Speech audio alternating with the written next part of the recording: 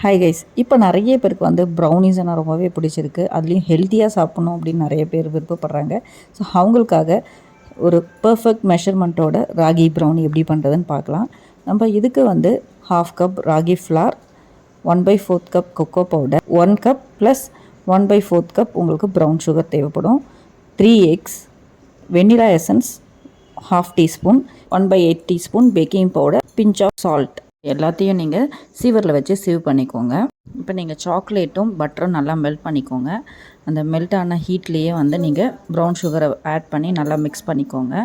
Heat கம்ப்ளீட்டாக cool down ஆனதுக்கப்புறம் 3 எக்ஸை ஆட் பண்ணி நல்லா மிக்ஸ் கொடுத்துட்டு அதுக்கப்புறம் ட்ரை இன்க்ரீடியன்ட்ஸை ஆட் பண்ணிவிடுங்க. மிக்ஸ் பண்ணிவிடுங்க. அப்புறம் ட்ரேயில் வந்து போர் பண்ணிவிட்டு 180 டிகிரி 10 மினிட்ஸ் ப்ரீ ஹீட் பண்ணிவிட்டு அதில் 30 மினிட்ஸ் பேக்கிங் டைம். ஸோ கம்ப்ளீட்டாக உங்களுக்கு கூல் டவுன் ஆனதுக்கப்புறம் கட் பண்ணுங்கள். உங்களுக்கு ஃபட்ஜியான ப்ரௌனி சூப்பராக இருக்கும்.